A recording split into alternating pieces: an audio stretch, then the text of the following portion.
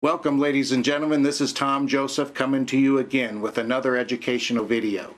Today we're going to talk about the top 10 steps to understanding alcoholism. Alcohol has been a destructive force since the Noahic flood. Since Noah understood that there had been an atmospherical change, he realized that the fruit of the vine became fermented after the flood. After that particular incident, he found out that he became inebriated when drinking this fermented fruit.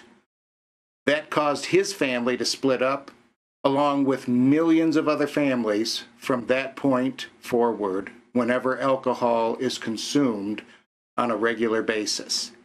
Alcohol has been the destructive force of the family for many, many centuries.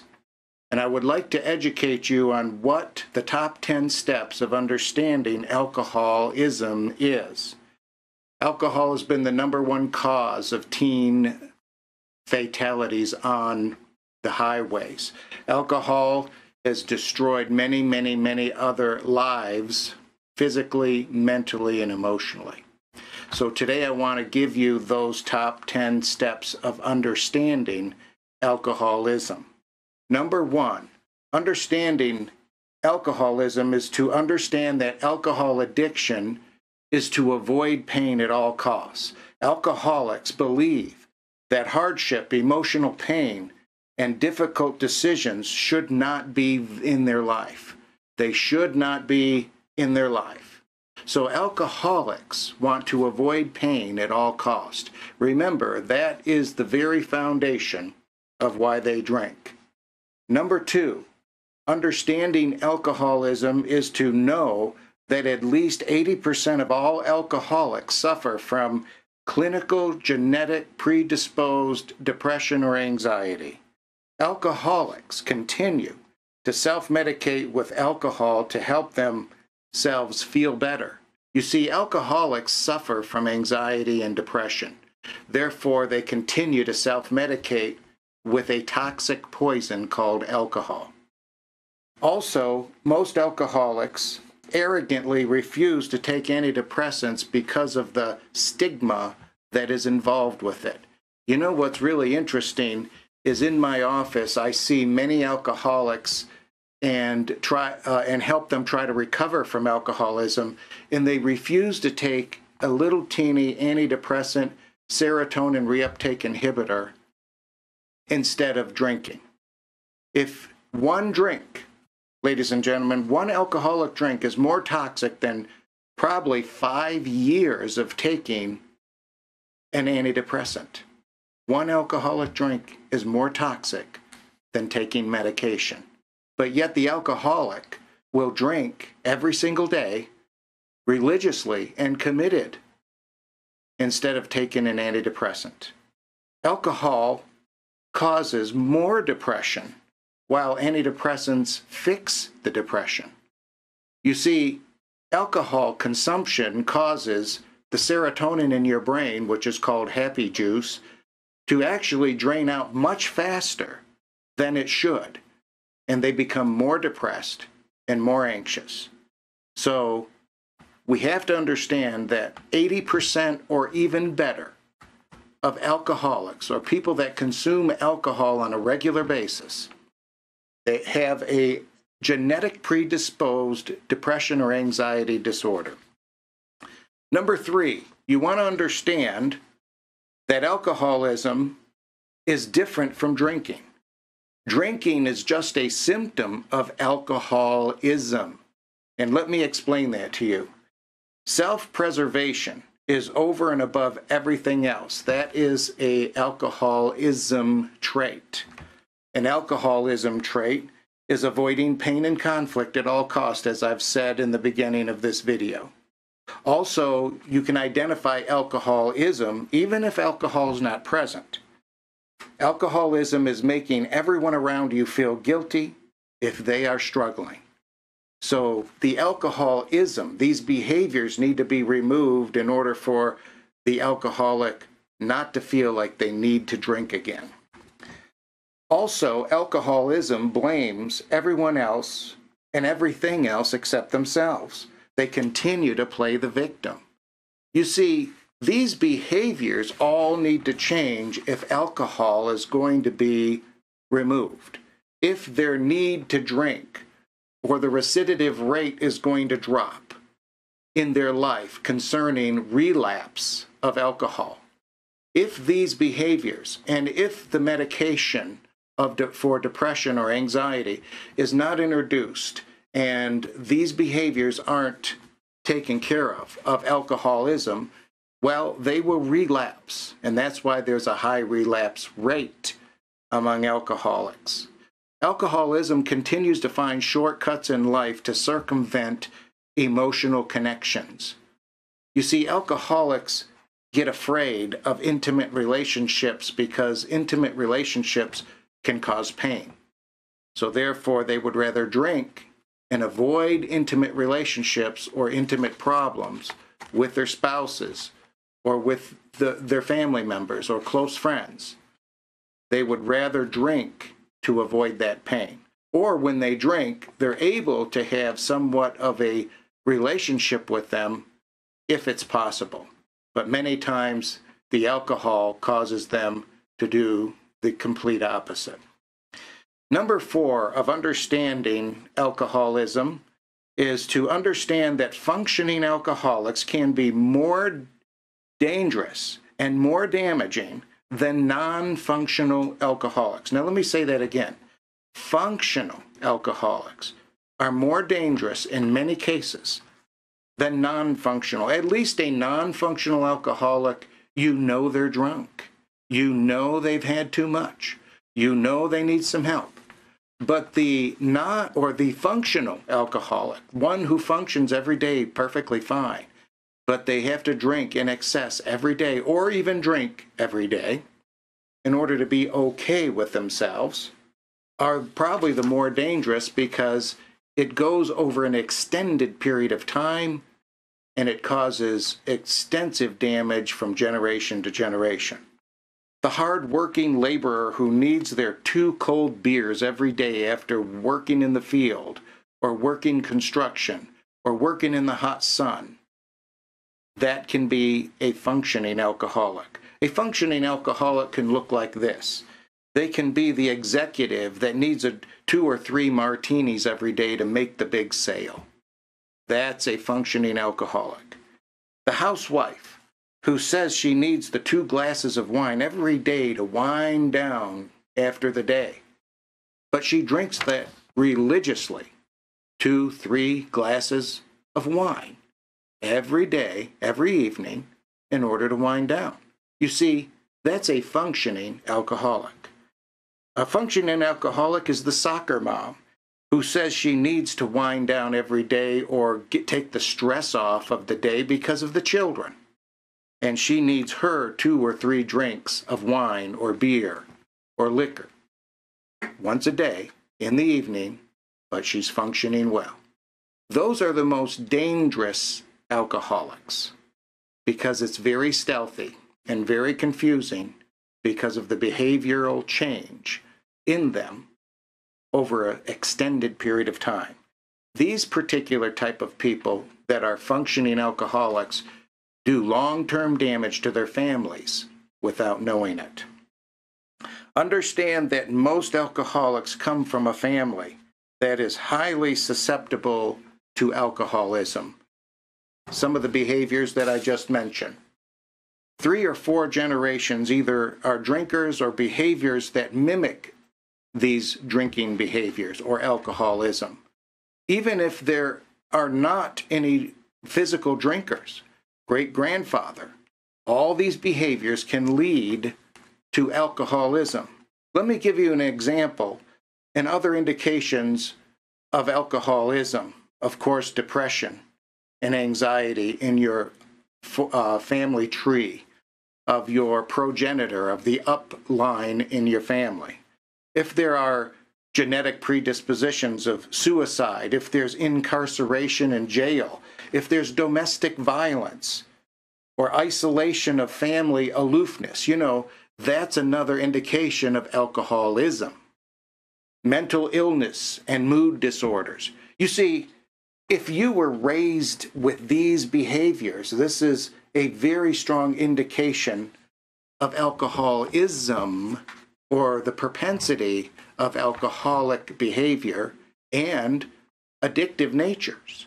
So I want you to understand that these behaviors, suicides, incarceration, jail, domestic violence, numerous divorces, isolation and aloofness of the family, mental illnesses like mood disorders, bipolar disorder, borderline personality disorder, these can all lead the next generation to be addicted to alcohol, especially if you have a genetic predisposition in your liver to accept alcohol very readily. You know, those people that drink can drink people under the table, and they could drink large amounts of alcohol and still function, are the most apt to be alcoholics. And you have to understand, if you can handle your booze much better than the other person, you need to stop drinking, because that's a sure indication of being an alcoholic or a genetic predisposed alcoholic. Number 6 of understanding of the 10 understanding alcoholism is understand that alcoholics can have numerous other health issues that cause depression for them to drink, such as chronic back pain, sleep apnea, aches and pains in their body for numerous reasons. So alcoholics believe that drinking fixes that, unless except that all they need to do is go to the doctor. They feel that drinking is the only alternative they have, not medication, not therapy, not going to a doctor and getting the root cause of why they're in pain fixed. And then if they have a genetic high tolerance of alcohol, now they're an alcoholic. Number 7 of the understanding of alcoholism is alcohol is a toxic poison. There's no nutritional value whatsoever or benefit of any kind for you to need alcohol. I know there's a lot of studies that are trying to say, oh, 2 drinks a night, or moderate, in moderation. You don't need alcohol at all. You can drink certain juices. You can drink certain grape juice in order to get those same antioxidants. You do not need alcohol. Alcohol has no nutritional value whatsoever, despite what other people say or the alcohol industry tries to convince you to believe. It causes your brain to lose happy juice, which is, we talked about this earlier, serotonin. It causes your serotonin level to completely drop out. That's why many alcoholics suffer from depression after they stop drinking.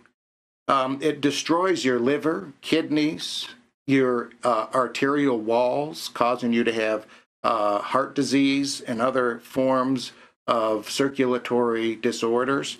And it also destroys nerve cells.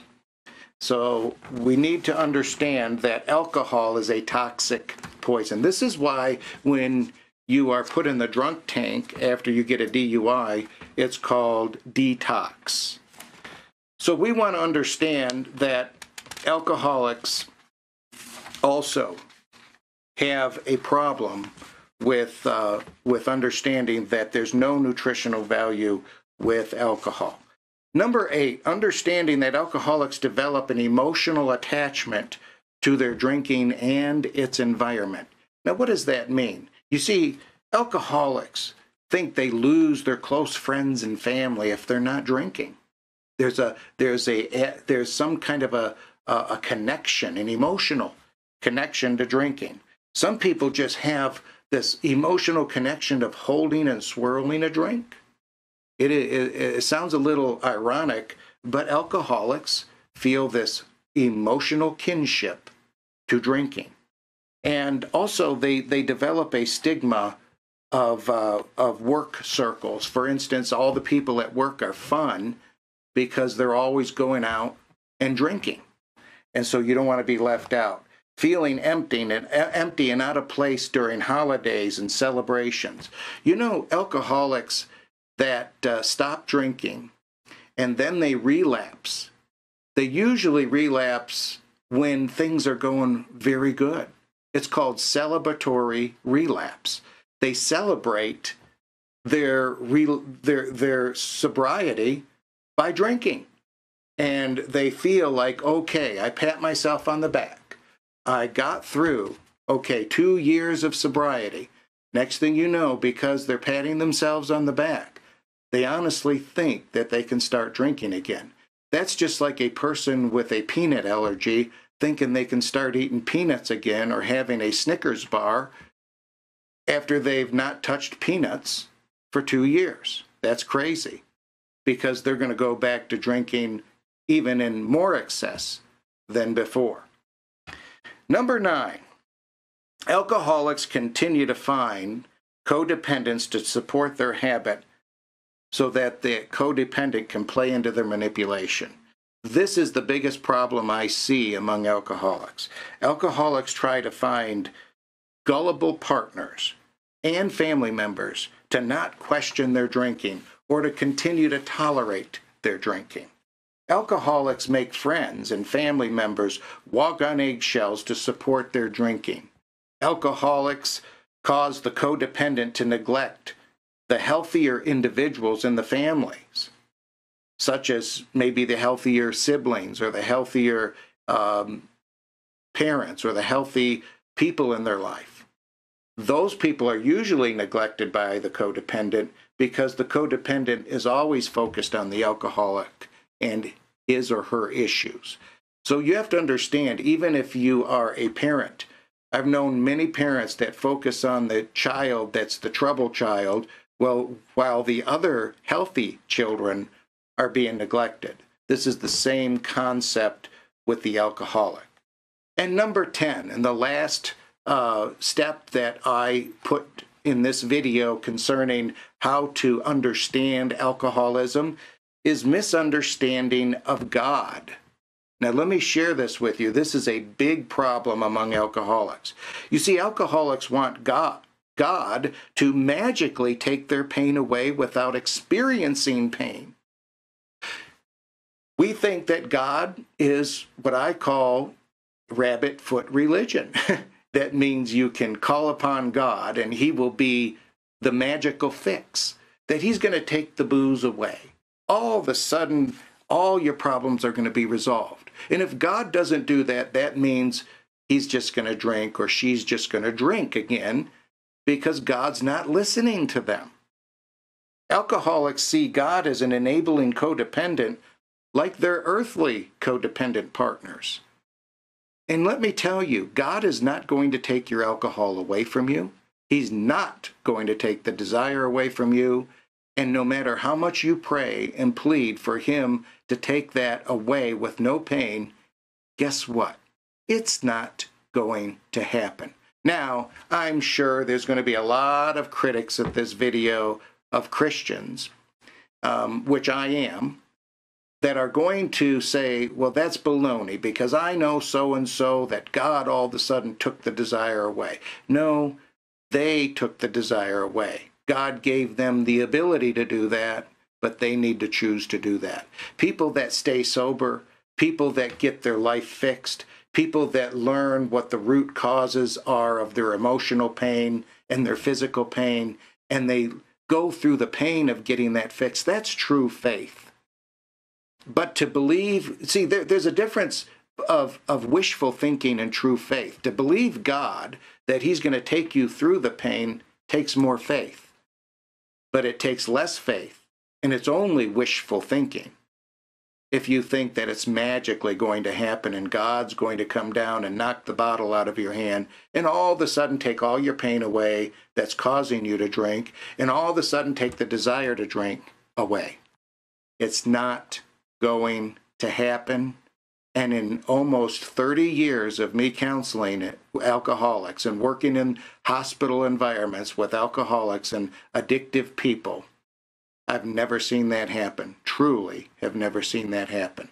I know you're going to say, oh, I have this testimony and that testimony, but it's probably only for a short period of time. So misunderstanding God is a big problem with alcoholics. Alcoholics expect God to serve them and their pain, not them serve God. And that's the problem of relapsing alcoholics. I just gave you the top 10 steps to understanding alcoholism. If you have any questions, please give me a call here at the Well, or order my book by going to my website, atthewell.net. That's www.atthewell.net. If you contact me, you can counsel with me either via Skype from anywhere in the United States, or you can counsel even by phone if you're not in the local area. I want to encourage you, if you enjoyed this video, for you to support At the Well Ministry. Go to atthewell.net. That's www.atthewell.net. It's on the screen. And I would love for you to donate any amount to support this ministry that is helping people remove the struggle of alcoholism. God bless you and have a wonderful day.